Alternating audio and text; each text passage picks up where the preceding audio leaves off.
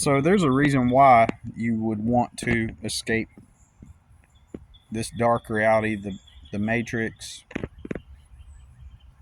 the simulation, if you will, whatever you want to call it, this reality. You know, it can be because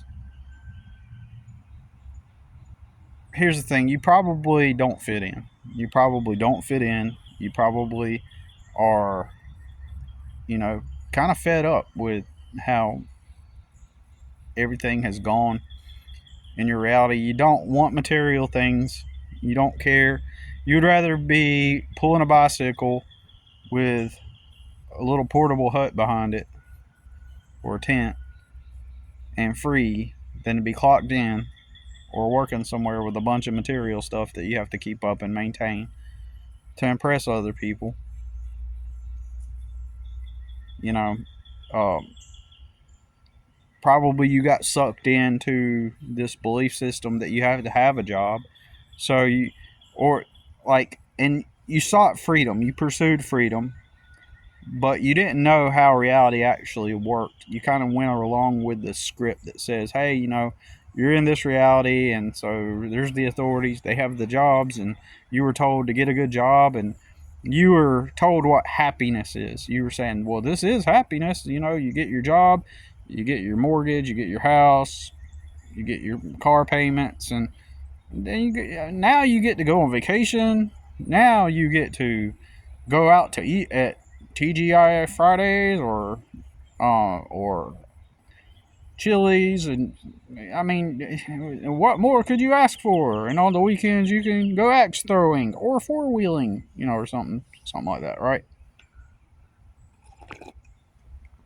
Basically, they've given you a formula for what happiness is, and there are people just so desperate to try to be relevant and fit in, and you just didn't really want to have any part of it. Maybe if you're like me, you looked around when you were young and everybody is just like snickering, and when the dare officer comes in and starts talking about how bad drugs are, everybody's just kind of snickering to themselves, and and you see that they go to experiment with drugs because they want to fit in, because of peer pressure, and you probably were like, I'll pass on that, you know and that really caused you not to fit in, because that's what everybody else is doing. Everybody's just kind of being a follower, and you were not a follower, and you said to yourself, like, there's something else, there's something different, there's something like and you just want to be free. Now, at the same time, you also want to be doing something. Like, you want to surround yourself with like-minded people, right? You want to be building something, whatever it might be. You want to be aiming towards certain goals and milestones in your life. You might want to pursue some form of artwork, and when you wake up every day, you are uh, making art of some type. Um, you want to wake up every day and that be your experience. Me personally, I believe that you can do that. You have to break free from the script and downsize and minimize, and at least be on the journey towards the thing, at least, and have freedom. Once you're doing that thing, you are out of the matrix. Maybe you are trying to, as long as you're in the matrix, like, what is escape the reality? What is escape simulation? You might say that it is, you totally exit this reality, like, altogether, all you 100% exit this physical realm and domain. So I think probably the closest thing to that, and probably even the thing that will elevate you to the next stage that will allow you to get there, is freedom within the matrix, freedom within this box that we're contained in, right? So maybe when you were a kid, which is where you need to go to figure out your real identity, maybe you sat around in the mud playing with cars and dump trucks, and you were moving things. You were uh, taking a pile of mud and putting it right here, a pile of dirt, putting it right there, and then stacking a bunch of sticks together like they were logs, and making like some kind of you know wall with a high road that went over it, and this and that, right? And so maybe that could translate to, or um, be shifted into where you are, uh, for example, you get a bobcat. You purchase a bobcat. I know they're expensive, but bear with me. You purchase a bobcat and you start offering land clearing services or land leveling services to people. Yes, it's work. It's work. And now you're offering that you're getting paid to clear land, but now you own a bobcat, and eventually you go get your own land, and then in your free time, you are now got your land, and you're using your bobcat to kind of create things, to create the terrain the way you would like to do it. And then once it's complete, one project's complete, you plant some flowers and trees there, and you make it look nice, and make a walking path. And I'm just giving an example. So now you're free, right? Because you're doing what you want, right? So that is a form of freedom within the matrix, right? Eventually you make enough, you earn enough business, um, and that's an example of being free. You're not having to answer to anybody. You have your own bobcat, and you're clearing land for people. It's a win-win. That's how you get paid, and that's just one example of a form of freedom that you could have, right? Um, so then, if you're creating some kind of art, you wake up every day, like I mentioned in the other video. Brian Rutenberg, he wakes up Monday through Friday. He has rented a studio space in a building in New York. He goes in there, he globs paint all over his canvas, does some business work from 8 to 5, and he clocks out and he goes home to his family. But he's free, you know what I'm saying? Because freedom, you're still working, in other words, what I'm getting at. Everybody wants to work. You see all these videos about, like, nobody wants to work. What happened to people? Why don't they want to work? Why don't they want jobs? Well, it's not everybody wants to work. Here's the thing. Everybody wants to work. We're designed to work. We're designed to be part of abundant communities, right? Where we're being ourselves, where we're doing what we really want, serving our purpose based on who we are within the community, right? And everybody wants to work. What the problem is everyone's misdirected, and we're not told what reality is. And so instead, again, we're given a script and a formula, and we're told that this is happiness, and the way you achieve that happiness is you get the job, which is offered by some authority figure, by some company, which is like an authority, right? And you're told that is the happiness. And so what's happening is that person that you are filling in for, being their proxy, they are the ones living happy. They are the ones content and living on their own terms, right? Everybody wants to work. It's just a matter of shifting your identity to become and creating the right plan to move forward into uh, stepping into that identity where and monetizing, being paid for the thing that you know uh, are. So, for example, a blacksmith. Like, let's go back in the old days. Like the blacksmith guy, he was good at it, and he enjoyed making the metal, melting the metal, pouring the metal, and that's what he enjoyed. I'm not saying that in some kingdoms back when during the days of you know um, kings or whatnot that there wasn't people who were I don't know this, but I'm sure people were forced into some kind of jobs, right? Even then, right? But I'm just saying, even today, there are people that just they do the thing that they enjoy. There are some people that have freedom within the matrix, um, within the script, and it's not everybody, um, but of course, most everybody is not taught properly how the real world works and reality.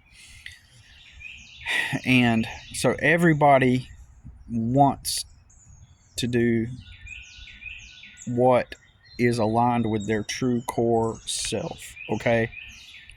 Um, and I'll give you an example. Whenever I was a kid, I liked to draw. And so I created drawings of Ninja Turtles. And I would sell my Ninja Turtles. And then on Sundays, when we went to the laundromat, I would walk over to Target and purchase the Ninja Turtle toys. And so I would sell my drawings to kids, to other of my peers, for a quarter to 50 cents in 1992 at age 11. And so uh, I didn't do it for a very long time, but in my mind, I was always thinking of like creative things to make or draw. And then I would sell them to get the things that I wanted. So, what is my identity then? What is my core identity? All right.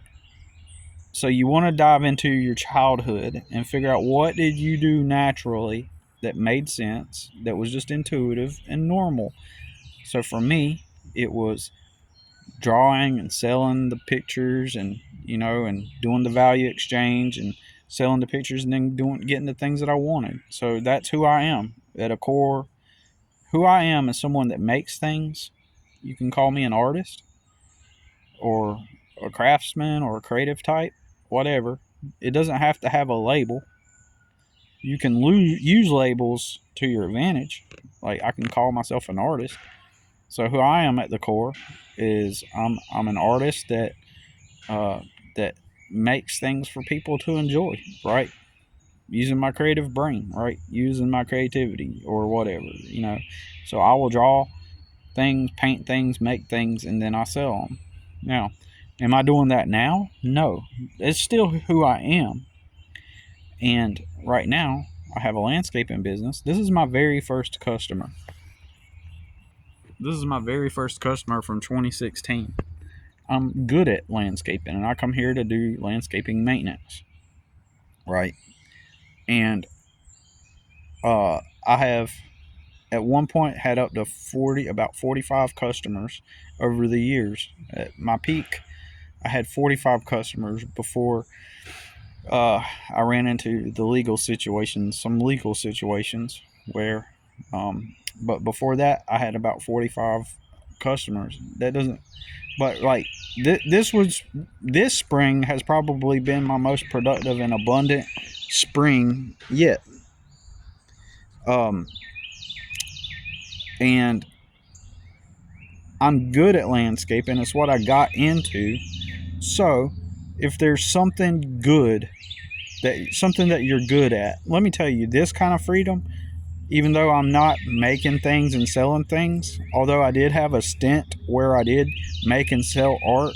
I sold 39 paintings or works of art. Some of them weren't completely paintings. They were, kind of more along the line of crafts, but they were still, my artistic abilities were rendered onto those works. So to me, it's still art. So 39, but the majority of them were canvases, right? At art shows and, excuse me. I was surprised. I sold $99 worth of my art at the price that I had it set at, in Kentucky at a flea market, right? So, anyways, what was I gonna say?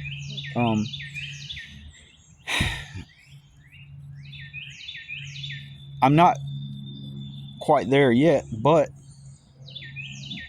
being free to do landscaping is way better than having to clock in and be around a bunch of people that hate their job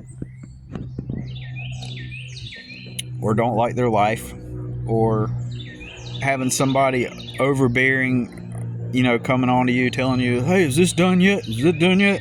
Why isn't this done? Well, blah, blah, blah, blah. You can hear the voice in the back of your head, can't you? Kind of sounds like this.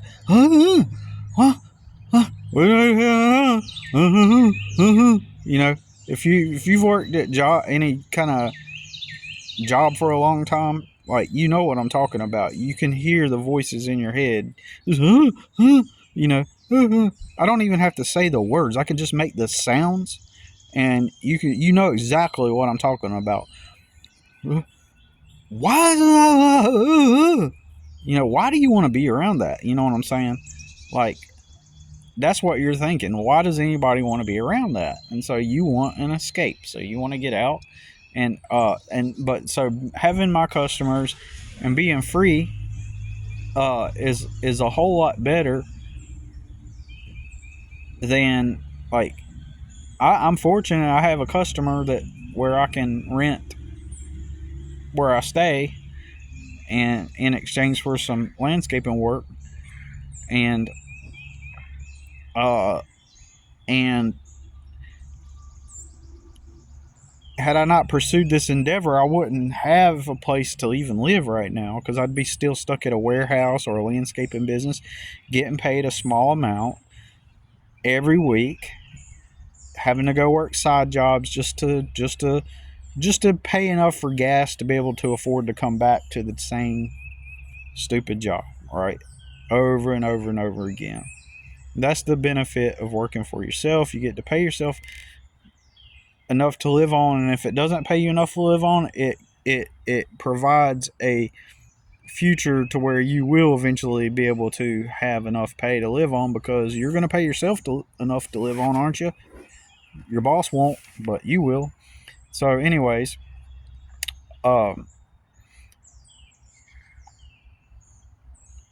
so freedom within the matrix. You want to get back down to your childhood. Like I said, this kind of freedom is a stepping stone.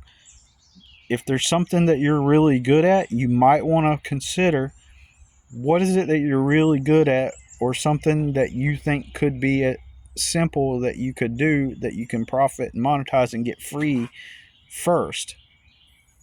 Everything's a case by case basis, but one way is to figure out something you're good at, or something that you can learn really easy and go offer it as a service, and then break free from the job.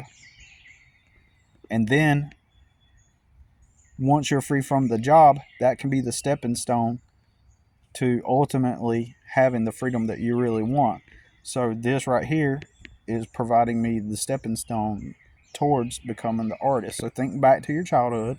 What did you intuitively do that was the most, what is the most intuitive thing that you did naturally, even if you didn't try to sell it or profit or monetize off of it? What were the things that you naturally, intuitively did? There is a way to monetize that, probably, most likely. So, like, if you wrote stories, if you built things, if you did gardening, there is a way to leverage what you know or what you did. Anyways, that is who you truly are, and that's all I got to say about it for now. But just figure that out, and I got to get back to work. And thanks for watching, and we'll continue this series. This is the rough draft, and we'll come out with some more videos as soon as I get the opportunity to, because I'm pretty slammed. So I'm trying to find moments in between to offer my perspective and my experience. Like, I can take virtually anybody. I'm confident in saying, because there are people in better positions than me kind of stuck within the script. Even those people, I mean, it's subjective, but in a way they're kind of in a better position than me. And let me tell you, I could take anybody, virtually anybody, and put them on a path to freedom and living authentically and being their true self and being free. So stay tuned, and thanks for watching, and we'll talk to you soon.